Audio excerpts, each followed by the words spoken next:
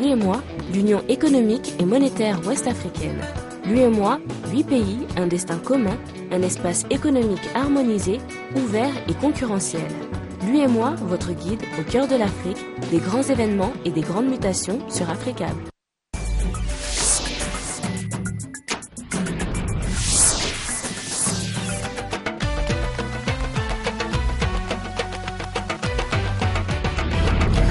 Mesdames, Messieurs, bonsoir. Voici le principal titre de ce journal. Situation confuse au Burkina Faso après la démission vendredi du président Compaoré. L'état-major annonçait qu'il prenait le pouvoir, mais ce soir, un groupe de jeunes officiers de la sécurité présidentielle annonçait eux aussi la suspension de la Constitution. C'est la confusion totale, nous tenterons d'y voir clair tout au long de ce journal. La situation reste donc confuse au Burkina Faso avec ces déclarations contradictoires de l'armée. On va y revenir bien sûr, mais avant, sachez que ce vendredi 31 octobre 2014 restera une date historique au Burkina Faso avec la chute du président Blaise Compaoré et c'est l'armée qui prend le pouvoir avec à sa tête le chef d'état-major des armées, le général Nabéré Honoré Traoré, que je vous propose d'écouter. Peuple du Burkina Faso. Aujourd'hui, 31 octobre 2014, les forces armées nationales prenant acte de la démission du président du Faso, chef de l'État, en date du 31 octobre 2014, conformément aux dispositions constitutionnelles, constatant la vacance du pouvoir ainsi créé, considérant l'urgence de sauvegarder la vie de la nation et à la suite du communiqué délivré le 30 octobre 2014, décide que j'assumerai pour compter de ce jour les responsabilités de chef de l'État. L'engagement est pris de procéder sans délai à des consultations avec toutes les forces vives et les composantes de la nation en vue du processus devant aboutir au retour à une vie constitutionnelle normale. Un appel est lancé à toutes les citoyennes et à tous les citoyens organisés dans les différentes sphères de la vie nationale à répondre aux sollicitations qui leur seront adressées. Les forces de défense et de sécurité prendront toutes les dispositions nécessaires qui s'imposent pour assurer la sécurité des personnes et des biens sur toute l'étendue du territoire national. Cette déclaration annule toute disposition contraire.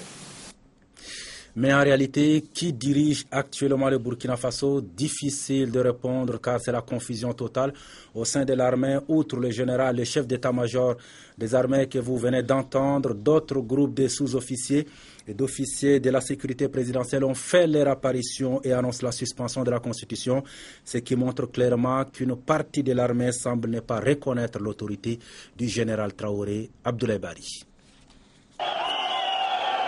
Situation chaotique au Burkina Faso. Ouagadougou est le théâtre des pillages à ciel ouvert au lendemain d'une journée de manifestations historiques. La situation reste toujours confuse dans le pays.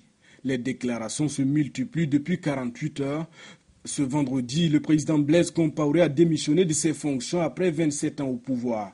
La veille, à la surprise générale, il avait annoncé la dissolution du gouvernement et reste aux affaires jusqu'à l'organisation de la présidentielle en 2015, malgré la contestation. Après sa démission, le chef d'état-major général de l'armée, le général Honoré Traoré, annonce qu'il assumera les fonctions de chef de l'État pour une durée de 12 mois. Peuple du Burkina Faso, aujourd'hui 31 octobre 2014, les forces armées nationales prenant acte de la démission du président du Faso, chef de l'État, en date du 31 octobre 2014, conformément aux dispositions constitutionnelles, constatant la vacance du pouvoir ainsi créé, considérant l'urgence de sauvegarder la vie de la nation et à la suite du communiqué délivré le 30 octobre 2014, décide que j'assumerai pour compter de ce jour les responsabilités de chef de l'État. L'engagement est pris de procéder sans délai à des consultations avec toutes les forces vives et les composantes de la nation en vue du processus devant aboutir au retour à une vie constitutionnelle normale. Un appel est lancé à toutes les citoyennes et à tous les citoyens organisés dans les différentes sphères de la vie nationale à répondre aux sollicitations qui leur seront adressées. Les forces de défense et de sécurité prendront toutes les dispositions nécessaires qui s'imposent pour assurer la sécurité des personnes et des biens sur toute l'étendue du territoire national. Cette déclaration annule toute disposition contraire. Quelques minutes plus tard, un autre militaire, le colonel Zida, annonce la dissolution de la constitution et du gouvernement et se proclame chef du pays. Le colonel Zida Yacouba Isaac est le numéro 2 du RSP, le régiment de la sécurité présidentielle.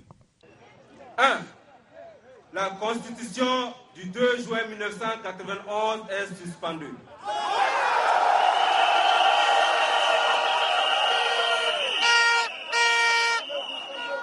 2. Un organe transitoire sera mis en place en accord avec toutes les forces vives de la nation en vue d'organiser une transition paisible.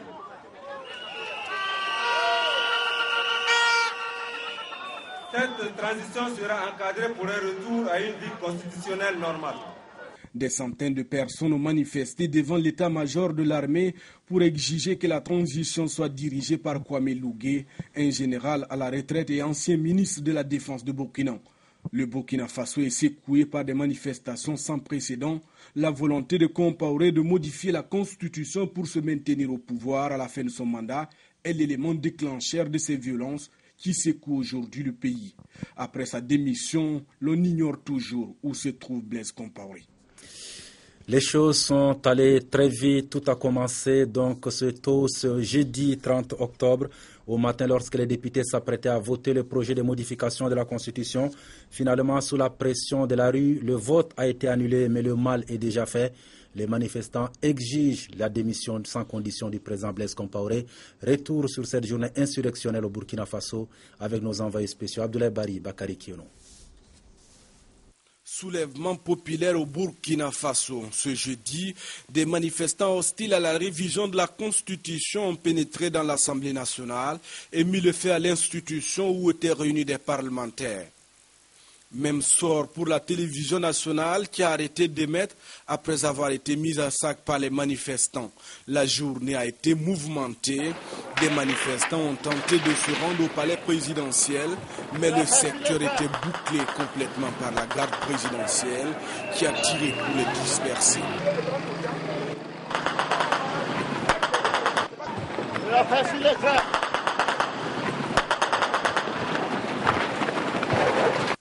Dans la journée, les manifestants ont appelé l'ancien ministre de la Défense, le général Kwame Lougué, à prendre le pouvoir. Après un tête-à-tête avec le Moro Naba, des milliers de manifestants ont acclamé le général Lougué pour lui demander de faire une déclaration à la nation. Il n'ont qu'à attendre la suite de déclaration après. On va parler. Est-ce que l'armée a pris? Il ne faut pas qu'on ait vite en besogne.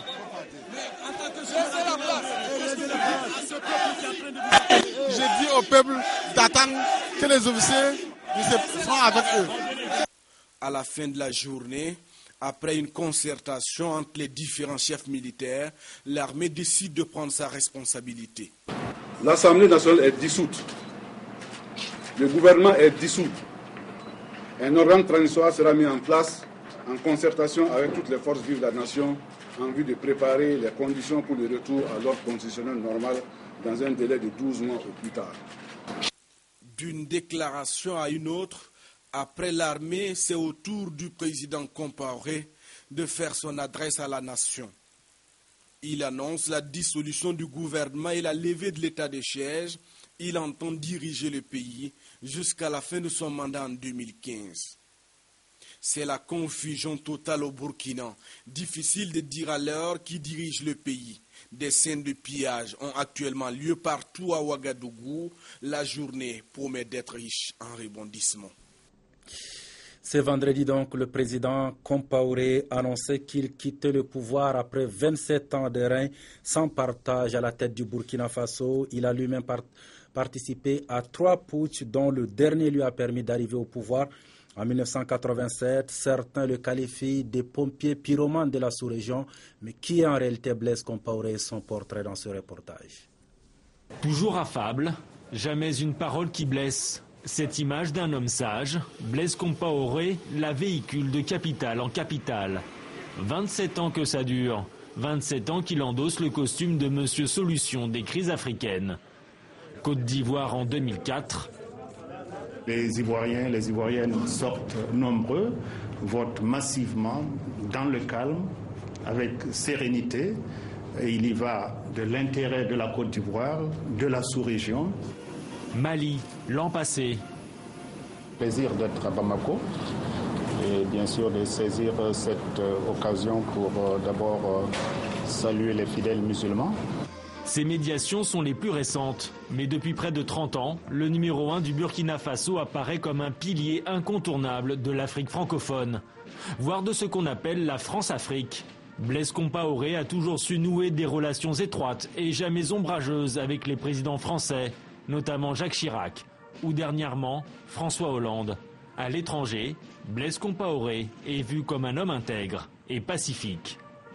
C'est pourtant par les armes qu'il conquiert le pouvoir en 1987. Ce jeune capitaine n'a que 36 ans quand il renverse son ancien compagnon de lutte, Thomas Sankara. Sur ces images, on voit les deux hommes côte à côte. Thomas Sankara est assassiné lors du coup d'État, dans des conditions encore non élucidées. Après le putsch, les opposants sont éliminés et le militaire troque l'uniforme pour le complet veston respectable qui le conforte à la présidence et dans les urnes. Durant 2 septennats et un quinquennat. L'an prochain, Blaise Compaoré doit achever son 2e mandat de 5 ans. L'été dernier, lors de cette interview à TV5 Monde donnée lors d'une visite à Washington, il affichait avec tout son sérieux qu'il était favorable à l'alternance. Moi, je suis aussi pour l'alternance, comme lui certainement, mais une alternance basée sur les choix des citoyens. Voilà. C'est d'abord ça qui est important. Leur choix, les Burkinabés le crient avec force ces dernières heures. C'est sans doute le soulèvement le plus important auquel Blaise Compaoré n'ait jamais eu à faire face. La mutinerie menée par des militaires il y a 3 ans avait déstabilisé le pays pendant quelques jours, mais Blaise Compaoré était resté à la barre. Aujourd'hui, pour l'heure, il garde le silence. Après donc l'annonce de la démission du président Blaise Compaoré ce vendredi, c'est la fête dans les rues de Ouagadougou et à l'intérieur du pays, comme vous le voyez sur ces images. Les réactions au départ de Blaise Compaoré sont nombreuses au Burkina Faso comme au Sénégal. L'on se félicite de la fin du règne du régime Compaoré. Des propos recueillis à Dakar par notre bureau sur place. Ce qui se passe actuellement au Burkina Faso, malheureusement, c'est des situations qu'on aurait dû éviter à nos peuples en Afrique. On devait avoir tout ça derrière nous. Un peuple ne doit plus avoir besoin de sortir dans la rue, qu'il y ait des gens qui perdent leur vie pour que le gouvernement change. C'est vraiment déplorable. Moi, je soutiens personnellement cette manifestation et je suis content qu'ils aient obtenu déjà ce qu'ils cherchaient. Cela devrait servir de leçon à tous ceux qui sont en train de gérer la situation des pays d'Afrique aujourd'hui. Ils doivent aujourd'hui se remettre en cause, comprendre que nul n'est éternel. Il y a certaines choses dans les chefs d'État africains doivent le dépasser. Voir s'éterniser au pouvoir, 27 ans de pouvoir, déjà c'est trop. Et ensuite voir augmenter un autre mandat, c'est vraiment pas raisonnable. C'est quelque chose qui est semblable à ce qui s'est passé au Sénégal il y a quelques années avec Abdoulaye Wade. Les présidents africains, chefs d'État africains veulent rester au pouvoir, ils veulent s'éterniser au pouvoir. C'est une chose qui n'est pas du tout normale. Ils doivent laisser le pouvoir 2 mandats au maximum et c'est tout. 2 mandats de 5 ans, ça veut 10 ans au pouvoir, donner l'autre à sa place, qu'il continue le travail. Mais pouvoir rester au pouvoir à vie, c'est quelque chose de révolu maintenant. Il faut que les Africains dépassent cet état d'esprit. Voilà ce qu'il fallait retenir ce soir de la situation qui prévaut au Burkina Faso. Tout autre chose maintenant au Niger, 9 agents des forces de défense et de sécurité ont été tués jeudi dans plusieurs attaques simultanées d'éléments terroristes dans la région de Tillabéri. C'est à l'ouest du pays. Explication Sarki Aboubakar Azagabachi avec notre bureau à Niamey. Voici les premiers signes visibles des attaques simultanées d'éléments terroristes intervenus hier dans la région de Tillabéri. Ces attaques ont visé le poste de sécurité du camp de réfugiés maliens de Mangaïse, la prison de Walam ainsi qu'une patrouille militaire à Bani Bongo. Le bilan fait état de 5 policiers tués, mais également 2 gendarmes et 2 militaires de la garde nationale. Malheureusement, le bilan est lourd, comme vous l'avez dit, 9 morts, dont 4 sur le camp de réfugiés de Mangaïse. Il y a une équipe légère de gendarmes qui assure la sécurité sur le camp. C'est eux qui ont été lâchement attaqués. Il n'y avait même d'ailleurs aucun intérêt à attaquer un camp de réfugiés. La prison civile attaquée, il y a une cinquantaine de prisonniers évadés. Il y a des condamnés souvent pour des forfaitures, des assassinats et des vols, des jeunes. Et les positions de la patrouille régionale mixte des Est qui assure depuis 3 ans la sécurité des biens et des personnes. Donc nous nous sommes dépêchés très tôt, vers 10 heures déjà, et l'armée a envoyé l'hélicoptère pour rapatrier les blessés et les morts. C'est des jeunes sans doute qui sont venus avec un armement assez impressionnant, qui probablement ont des ramifications avec les groupes terroristes armés du Nord Mali, j'imagine. Sur ces images, on peut apercevoir l'une des motos abandonnées par les assaillants. Le calme est revenu dans la région et la sécurité renforcée. Toujours au Niger, après l'adoption par l'Assemblée nationale de la loi portant interdiction de la production, de l'importation, de la commercialisation des sachets plastiques à souple à basse densité, les importateurs et utilisateurs ont fait ce matin une déclaration commune dans laquelle ils jugent cette loi ambiguë et inefficace. Au Niger, nous sommes tous favorables à l'interdiction de l'utilisation des sachets plastiques, car la matière plastique dégrade l'environnement. Elle constitue un grave problème environnemental et de santé publique, contribuant à une dégradation des conditions de vie des populations, tant urbaines que rurales. Les sachets plastiques restent aujourd'hui un des emblèmes de notre société de consommation. Société qui n'est ni plus ni moins qu'une société de déchets. Néanmoins, les sachets plastiques ne sont pas toxiques pour l'homme lorsqu'ils sont bien utilisés. C'est leur mauvaise utilisation qui crée des situations néfastes pour la santé des habitants et la qualité de l'environnement. La décision d'interdire l'utilisation et la production des sachets plastiques au Niger est donc audacieuse, contre-productrice et impopulaire. Cette interdiction n'est que de la poudre aux yeux, car elle ne peut être appliquée dans un pays analphabète qui partage 1500 km de frontières avec le Nigeria, premier producteur de sachets plastiques en Afrique, où le contrôle est quasiment inexistant. L'actualité à l'international, journée de colère au Proche-Orient après la fermeture puis la rouverture de l'esplanade des mosquées à Jérusalem. Ce vendredi, jour de prière, Israël joue à l'apaisement en autorisant les personnes de plus de 50 ans à avoir accès à l'esplanade des mosquées. Une journée de prière devenue journée de colère. En Cisjordanie, répondant à l'appel du président Mahmoud Abbas, la rue palestinienne est venue en découdre avec les soldats israéliens. La tension est vive depuis plusieurs jours, avec comme épicentre l'esplanade des mosquées à Jérusalem, totalement fermée hier, une première depuis des années. Elle a été rouverte aujourd'hui pour la prière du vendredi, mais l'accès reste interdit aux hommes de moins de 50 ans. Pour éviter les débordements, la police israélienne a été déployée dans toute la vieille ville, désertée par les touristes. À Gaza, des manifestations de soutien ont été organisées et le Hamas dénonce une nouvelle fois la mainmise d'Israël sur le troisième lieu saint de l'islam. L'ennemi israélien a démarré ses dangereux projets contre la mosquée Al-Aqsa, notamment en creusant des tunnels en dessous. Nous, le peuple palestinien, ne baisserons pas les bras et nous défendrons Al-Aqsa. Nous défendrons les sanctuaires chrétiens et musulmans à Jérusalem. 3 mois après la guerre à Gaza, les signaux sont au rouge, mais cette fois en Cisjordanie et à Jérusalem. Hier soir avaient lieu les funérailles d'un Palestinien de Jérusalem, abattu par la police après avoir blessé par balle Yehuda Glick, une figure de la droite ultranationaliste israélienne, connue pour militer pour le droit des Juifs de prier sur l'esplanade des mosquées. Les Palestiniens prêtent au gouvernement de l'État hébreu l'intention d'accéder à cette demande, ce que le cabinet du Premier ministre a démenti. Mais une nouvelle intifada pourrait vite arriver. Les annonces par Benjamin Netanyahou de nouvelles constructions de logements pour les Juifs à Jérusalem-Est ont jeté cette semaine un peu plus d'huile sur le feu.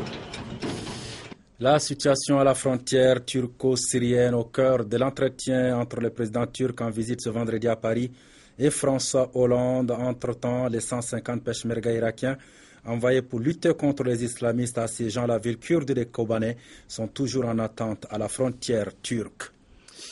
Voilà, c'est la fin de ce journal, vous l'aurez compris, presque entièrement consacré au Burkina Faso. Actualité oblige. Merci donc à vous de l'avoir suivi.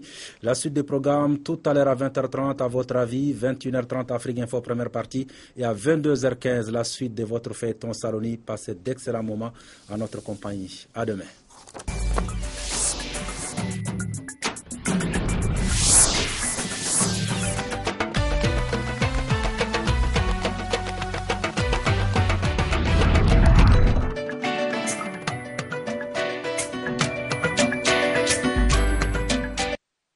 L'UEMOA, l'Union économique et monétaire ouest-africaine.